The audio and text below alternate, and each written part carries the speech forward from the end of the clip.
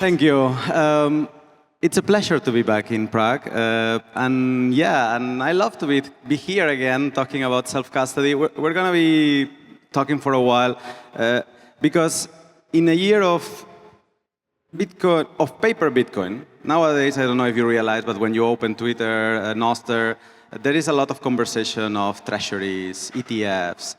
So I want to start with an easy question. But why is in 2025 still important to self-custody real Bitcoin, Matěj? So I would say it's even more important than ever before, just because exactly we have the rise of the paper Bitcoin everywhere around us. And I mean, just if you go to the basics, like how Bitcoin started, what was it trying to solve, or what it's actually solving in the world? It would be kind of sad not to really be able to own it yourself, right? Like we always say, not your keys, not your coins, and I think that still holds true. And we are here to make that possible for a lot of people. So, so just a general thought. Yeah, with all the options for paper Bitcoin that exist now, I think self-custody becomes even more important because when new people come into the space, they have so many options for paper Bitcoin. And Bitcoin's secret power comes from self-custody, comes from the censorship resistance, the ownership, the your keys, your coins. And we need to make solutions that lead people into the self-custody space. And with so many easy-to-use options of the paper Bitcoin, I think there's a real danger that that's where most people end up when they find out about Bitcoin. And so continuing to funnel people into the superpower of Bitcoin is critical. Sagun. I think everybody should kind of reflect on this. If you've not looked at the history of the previous epochs or seasons of Bitcoin, I think there is a lot of lessons in there for us to kind of pick up. So the deal here is that everyone believes that they can do a better number, growth, ROI using the paper Bitcoin play. The question is, the crypto folks, the paper Bitcoin folks, and the buyers, fresh buyers of Bitcoin, are all believing that they can all buy back Bitcoin just in time. So the assumption that everybody's running, just like the previous epochs, is that I can get through that small orifice to buy back my Bitcoin when I've made enough money in the fiat world with all these other alternate instruments, which is paper Bitcoin.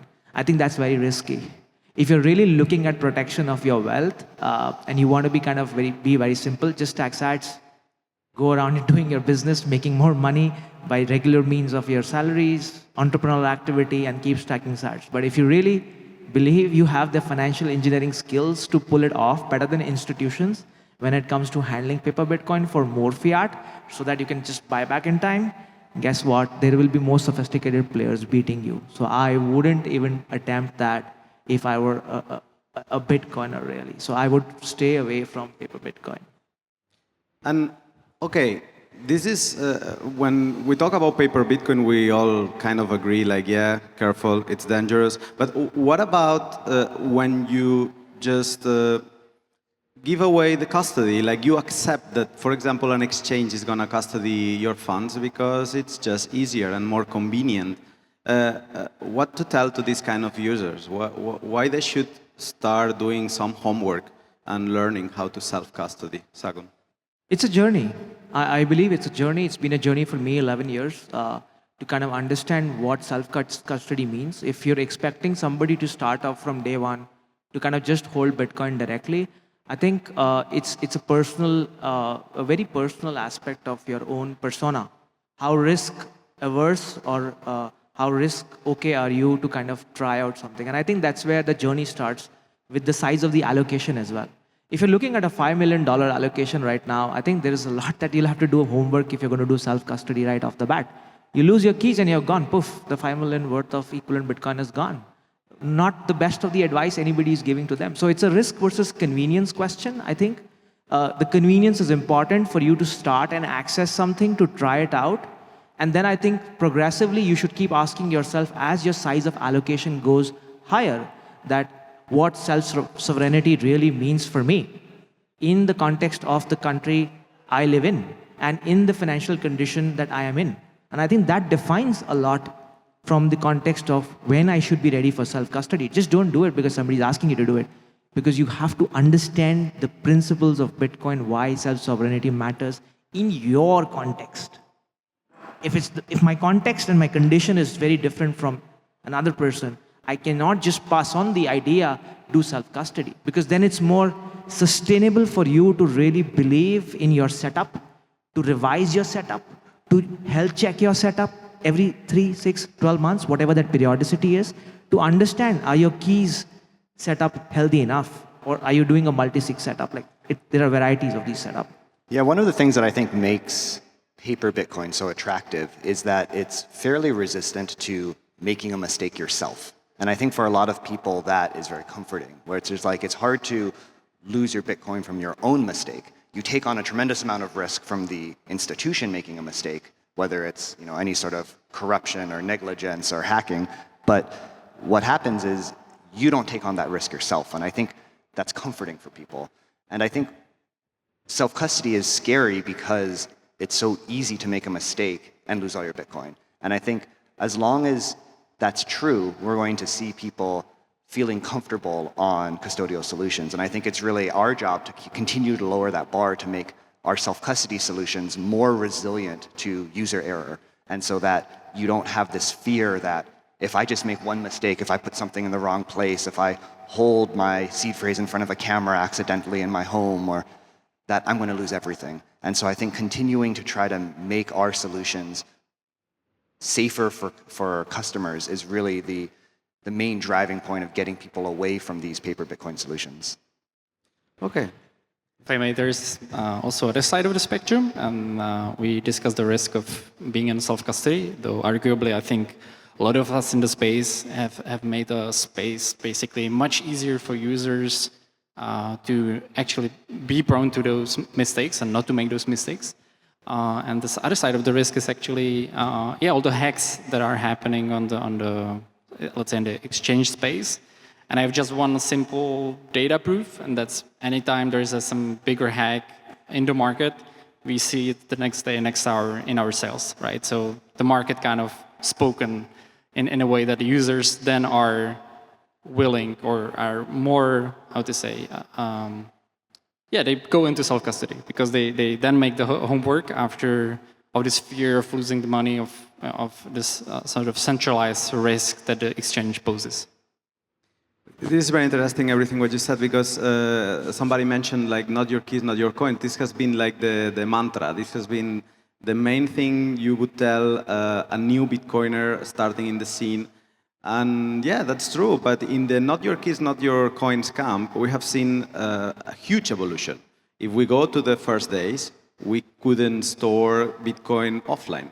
We were using wallet.dat, and it was everything digital and everything. And then there was people losing hard drives with Bitcoin, and they are still looking for them. But there has been evolution from that to seed phrases, for example, and they help a lot. Or we have gone, even in the technical camp, we have gone from simple scripts to Miniscript, tabs Miniscript, and so on. But there has been an evolution, but I wanted to ask you, what would be the evolution that we have seen in making it easier?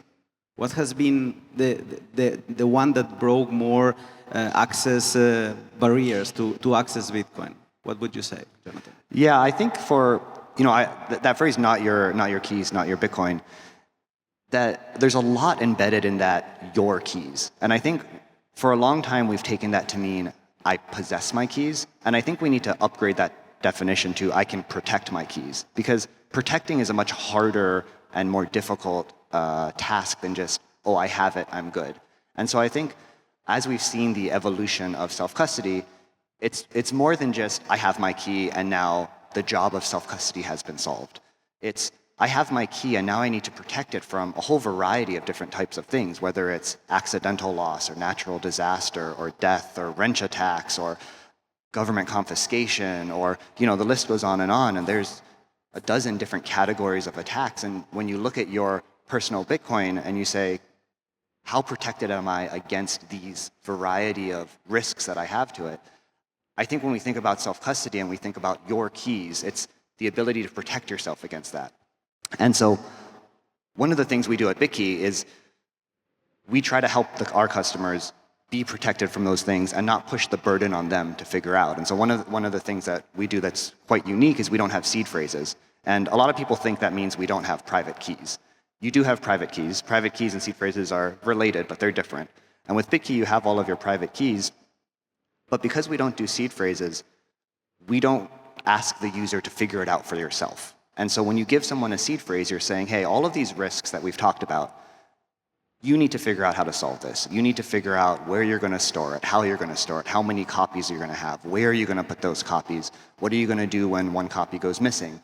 You know, am I resilient to this? Am I resilient to that? And that's a really big burden. And for some people, that's very empowering, and that's exactly the type of solution they want. They want to be in full control. For many people, that's very scary. You know, one of the things we've realized is, like, when we do a bunch of user research, how you feel about it, where you fall in that empowering to scared spectrum is not necessarily related to how safe your setup is. You know, you can kind of evaluate the safety of your setup based on, well, how does it perform in this attack? How does it perform in that attack? How does it perform in this attack? And so one of the things we wanted to do with BitKey is we wanted to provide a cohesive solution that says, we can recover from these different types of scenarios. You have these backups encrypted here, those backups encrypted there. You can take multiple BitKeys and have them work together through recovery contacts in your personal network to help you get your wallet back if you lose things. But all of this is sort of just for us, a paradigm shift to say, rather than say, you figure out how to protect yourself against all these attacks because here's your seed phrase, now it's on you. We say, let's build a solution with all the cryptographic tools that we have and all the hardware techniques that we can use to do that. And so I think, to get back to the question, is like, how do we see self-custody progressing? I really think it's this progression from providing initially a set of tools to providing a set of solutions. If I may add to this, it's again, I agree with a lot of what you said. I think it's also like a spectrum, right? So Trezor specifically is a bit more on the spectrum of the true ownerships should sit with the user. Another data proof or data point that we saw in the past when one of our worthy competitors launched their recovery service together with sort of third party that would help to store those keys. We could instantly see it in our sales as well, because we saw there's a need for the solution that actually is very user friendly. But still the keys really sit with the users, and they have full control over them, right? So again, I think it's a bit of a spectrum and I think it's on the market to say where the user want to draw the line, right? What works for them. Before Sagun, I see that you have a lot to say here. But Matěj, how do you feel when you see this kind of solution, the seedless solutions? Because with Trezor it's nothing like that. You get prompt with a seed right at the beginning. So what do you think about that? Yeah, I think it's first I would say it's inspiring in a way to see competition, pushing the boundaries. And I think for us is to figure out where the boundaries is exactly in the spectrum. Is it already too much?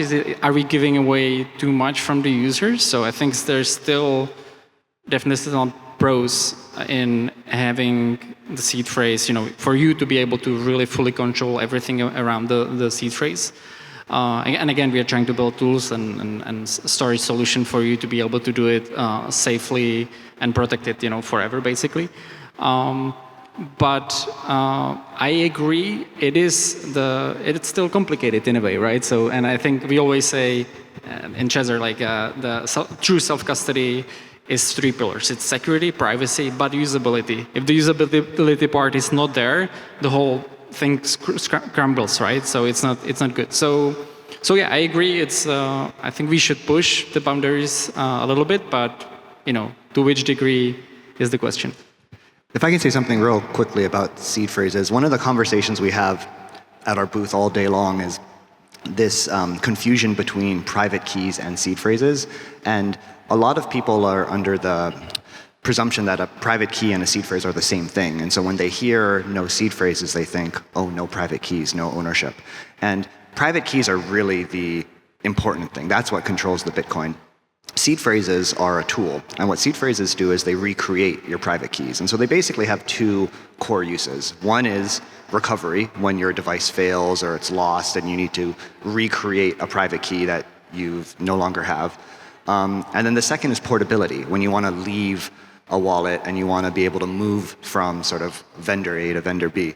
And so seed phrases are a very good tool for doing those things, but that's all they are. They're a tool, and there's other tools. And so if you can solve the recoverability problem, and you can solve the portability problem, and you can give the user control of their private keys, you've just solved the solution a different way. And so I think it's really beneficial for the industry to have a variety of solutions, because everybody's needs for self-custody are very personal. And so we've just taken a very different approach, and we've said, give the user their private keys, and then give them tools for recovery, give them tools for portability. And if we can do that without seed phrases, we believe we can build a solution that's more resilient to all the different types of losses people might face in their life. Sagun, your time. So I think, you brought up the topic of Miniscript. It gets me very excited. Miniscript has been in the works in the last 5 years. It's actually enabled a lot of composability and programmability on Bitcoin. And one of the advantages it has really brought forward is the ability of having contracting and expanding multi-sig. What that means is, in simple terms, it's like a technical insurance. So we're whole used to the idea of commercial insurance in life, where something goes wrong. We talked about what can go wrong. We talked about the various attack surfaces. And effectively, our mindset is, can somebody come and actually do a commercial insurance in this? But guess what? It doesn't work in Bitcoin. Commercial insurance, to what extent will you be able to do it? And that's where the idea of technical insurance comes in from Miniscript standpoint.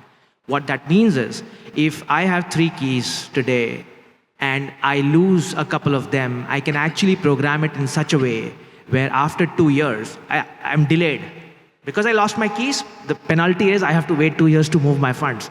But then I can just move it with 1 key. That's awesome. I've not lost my private keys in that sense. I've lost 2, but they're ineffective. They're not required anymore. So this whole idea of technical insurance will catapult the whole wallet industry into a new category where probably we will never, ever lose Bitcoin. I mean, it's a little controversial statement I'm making, but that means because you have the ability to recover keys in a way which allows you to access your funds with time locks. So time locks is a great thing to look up with Miniscript. Few of them are doing it. I think everybody will evolve into that standard where every customer will say, get me the technical insurance. And I think that's where we compete with the paper Bitcoin and say, here we are, you will never lose your funds ever. So you don't have to worry and go towards paper Bitcoin just because you thought you might end up losing it. And I think that's phenomenally very powerful for individual sovereignty. And I think I'm a big believer of that. Jonathan? Yeah, well, one thing that is, I think, really interesting about the insurance space is when you think about like how insurance, like the insurance business works, like, you know, they're basically taking on some amount of risk. You know, they take in a premium and then they pay out when some event happens. And so for them to have a business that works, they need to be able to evaluate the risk and then price premiums accordingly. And with self-custody, sort of the self-custody primitives that we have today, particularly around, you know, create your own solution with seed phrases and plates and hiding, it's very difficult for insurance to price the risk of that scenario because everyone is doing a do-it-yourself solution. And so how does an insurance company say, and okay, this is how I should price the risk? One of the things that gets us pretty excited about how we're starting to approach the problem is by standardizing the security systems around how key material is stored and how secrets are shared and how encryption is used. You can now start to price insurance around that because you have some notion of the risks that are involved. And so I think bringing insurance into the self-custody space is a really powerful tool to make people's Bitcoin safer, and a prerequisite of doing that is being able to price it effectively. And in order to price it effectively, we have to move away from these, I'm just going to do whatever I want, and somehow the insurance is going to price it. And so I think these things are actually very quite related. This is very interesting because probably insurance was very complicated before, and with this evolution, in custody that we have been seeing, probably the more technical one. So it's not the easy one, as we were mentioning, but it's the technical one is bringing this easiness in insurance that it was very complicated before. As Jonathan, you're saying, everything was do it yourself, so it's very hard to insurance then. But I want to continue with everything. Okay, I understand there is a spectrum, and I suppose that we could do like a map of like, okay, it's okay to start like this, but it's also okay that when you advance, you go more to this solution. So Sagun, I want to ask you, do you believe it's nice to test boundaries, but are there any red lines, in your opinion, in self-custody? Should we not accept, for example, losing privacy for making it easier? Or maybe, in your opinion, seedless is something that we shouldn't accept. What do you think? I think privacy is also a very personal subject. A lot of people attribute more importance to privacy, and a lot of people are okay relatively being public with some of their information. And like we say about self-custody setup is a journey. Privacy, learning privacy, why privacy is important, is a lot tied back to your personal human condition in a lot of ways. And I think I want to emphasize, rather than just kind of say with a brush that privacy is important, I think one must think how important privacy is to this person.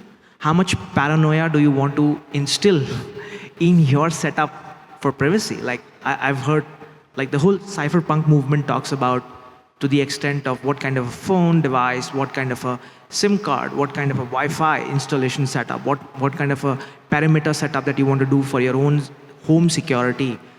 There are like lots of do's and don'ts that are like important aspects of self-custody as well.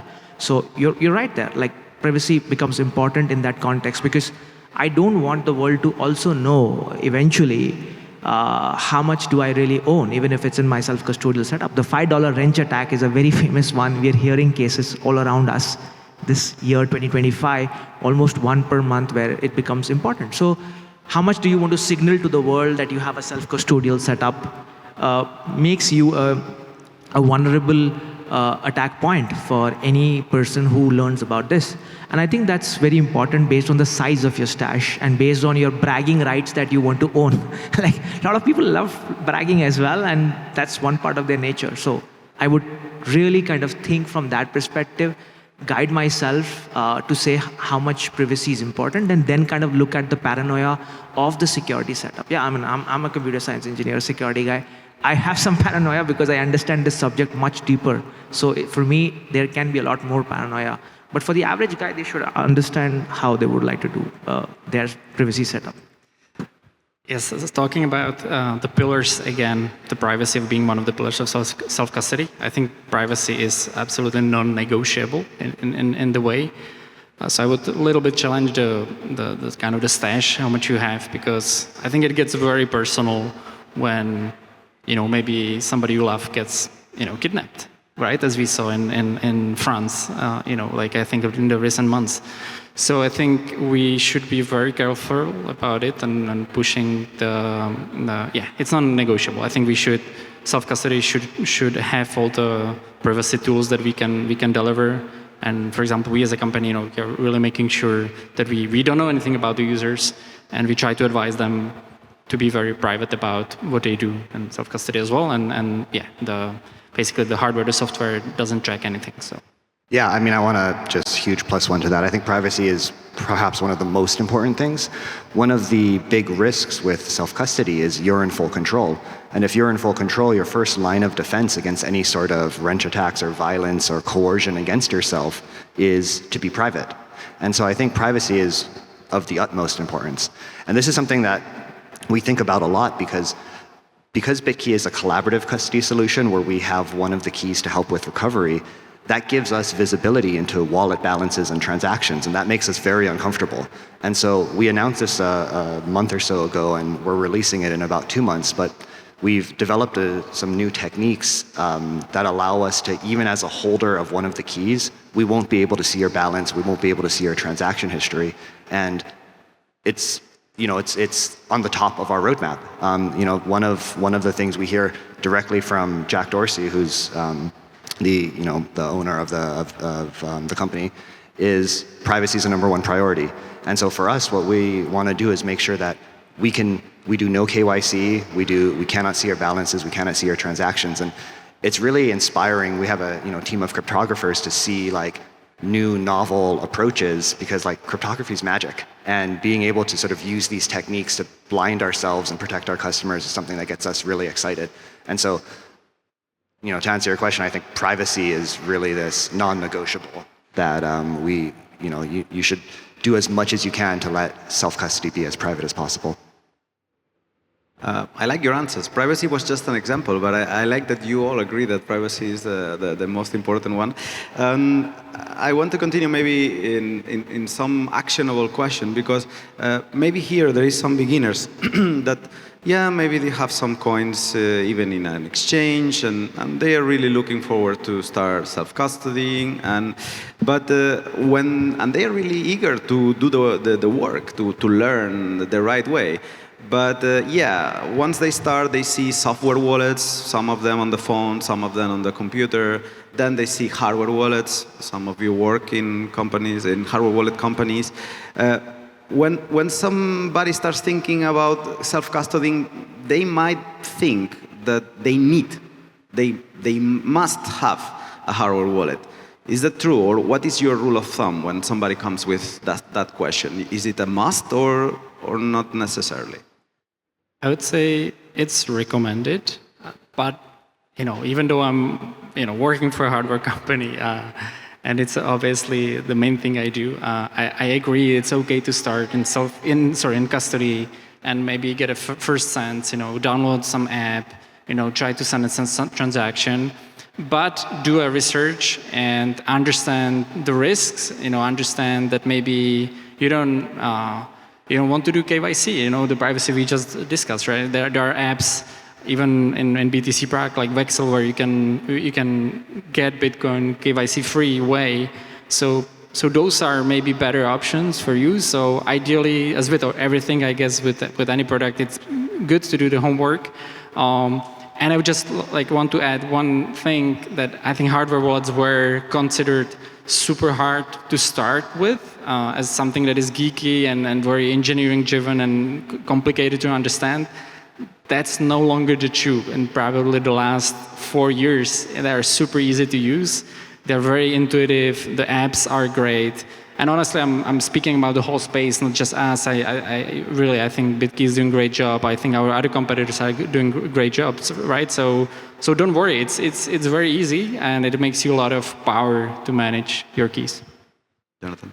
Yeah, what I really love about the question is that it has sort of embedded in it the problem, which is when you take on self-custody, when you take on a hardware wallet, you're taking on all this extra risk. And so there's this question about trade-offs. And fundamentally, that really shouldn't exist. We should try to minimize that. And it's hard to admit, because as a self-custody advocate and product builder, in a lot of ways, ETFs, for example, like in a wrench attack, my ETF is not at risk. If my house burns down, my ETF is not at risk. Like, the TradFi space has solved a lot of these risks, but it's they've solved it in a very easy way. Their transactions are reversible.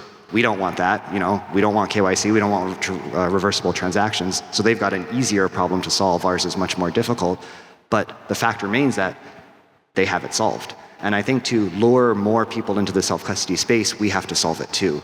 And so one of the things that I think we really need to sort of lean into as a community is to just keep raising the bar to make it harder to mess up yourself. Like, it's very hard for me to make a mistake where I lose all my ETF. It's very easy for me to make a mistake where I lose all of my self-custody. And as long as there's a gap there, your question is the question: when and how do I take on self-custody? And in order to make that question irrelevant, which I think is the goal, is to close that gap. And so I think that's the work that we're doing. Yeah. When hardware wallet? Yeah, so there are two parts to this. So one is the learning aspect of hardware wallets. Probably quick show of hands, like in the audience right now. How many of you use thumb drives, pen drives in the old world to move files, right? plug it into your laptop, or for that matter, plug it into your mobile device. I think it's become that easy in the last 5 years, where it's relatively going so fast, the evolution, that technically it will become as easy as using a pen drive, and it's almost there. So one aspect is you must attempt to start working towards a hardware wallet in some form or the other to educate yourself how this whole setup is. The question is how much stash you want to move of your net worth in this setup is based on your comfort, each one to himself. At the end of the day, when you try this adventurous approach of using some of these hardware wallets, you have to decide how much are you comfortable with this. Only if you're comfortable, you can sleep well at night, is when you start moving a significant portion of your net worth, which is in Bitcoin, into this, because now you understand why self-custody is important, because you know the setup, you're comfortable with it. If you're gone, inheritance is a big piece. How does inheritance work? You know it. Does your next loved one know about this? Have you equally shared that kind of knowledge? Do they share the same enthusiasm? This is where the technical insurance and inheritance piece becomes really interesting in Bitcoin Miniscript, where even if it's less sophisticated, those coins can still be passed on to the next generation of your loved ones if you're gone. So I think it's super important. If you're here today in the conference, I'm sure there is a strong inclination towards Bitcoin. That's why you're here. So definitely double down on that initial hunch to start playing with hardware wallets. How much you move, when you move, is a personal comfort, because you're going to be responsible for all of this stash. You don't want to be kind of feeling guilty later on because you were not sophisticated enough to understand this setup. And I think there's some responsibility on the builder side to make it convenient every year. And I think the amount of innovation I think both Treasure and Bitkey is doing is phenomenal. So I'm very hopeful of how this is. It's part of your own personal evolution. Start your journey, guys, is how I would say. I really like two things you said. First is you can start thinking about self-custody when you feel you are responsible enough. So there is a responsible component there. And also that a hardware wallet leads you to learn a lot also. So absolutely. And also something that people maybe not think, but it's you can buy a hardware wallet and just use it with testnet and test and learn and fail and lose coins that don't have value. And then when you're comfortable, move to mainnet, to real coins, to real value coins. We're running out of time, so I would like to wrap it up with a final question. We're talking about evolution. So, of course, we know from where we come, we know what was the evolution, but I'm sure that in your views, there is something we're missing. There is something to work on for this year, for the next years to come. So what is that, Matěj? What do you think we should work more in self-custody? So for us, we will actually have some bigger announcement this year. So I cannot really talk about it because the marketing people would kill me. Announcement of the announcement. But yeah, of course, we are working on making self-custody ever more easy and accessible for our users.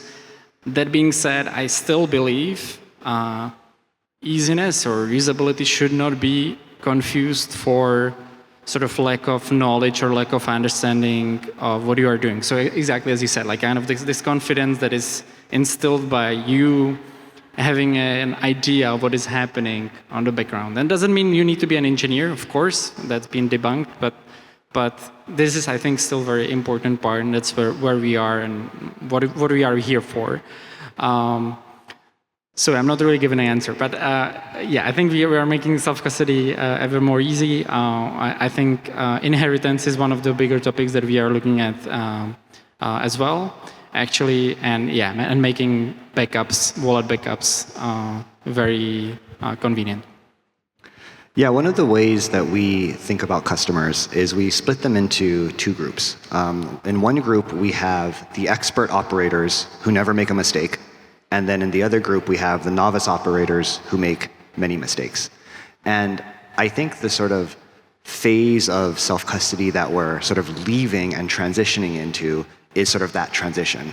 And if you assume that the wallet owner is very knowledgeable and never makes a mistake. There are incredible solutions out there in the space right now.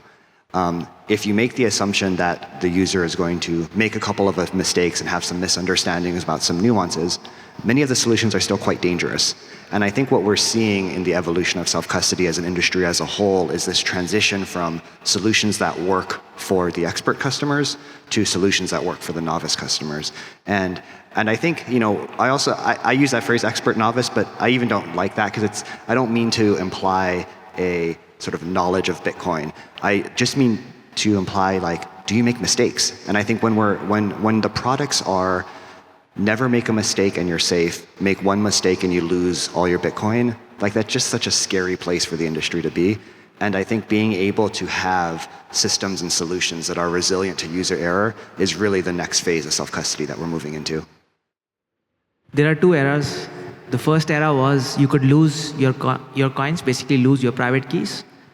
I think we are already with that innovation. It's already here, like Jack says the innovation is here, it's not evenly distributed. I think the innovation of Miniscript brings technical insurance already. It's a standard that the industry will look forward to, and you will never lose your coins. You will recover them late. That's a different question, but you will never lose them. The second era will be you will not be easily losing your coins. That's the responsibility a lot of builders are sharing and carrying on their shoulders right now, because the only way to compete with paper Bitcoin is to be able to debunk all those risks that somehow paper Bitcoin is starting to claim that I am less risky. I think that's some responsibility to shoulder on the wallet side. And I think the industry is stepping it up. That's a great closing. Thank you very much. It was a great talk. Thank you. Thanks so much. Secure your BTC Prague 2026 ticket at the lowest possible price now.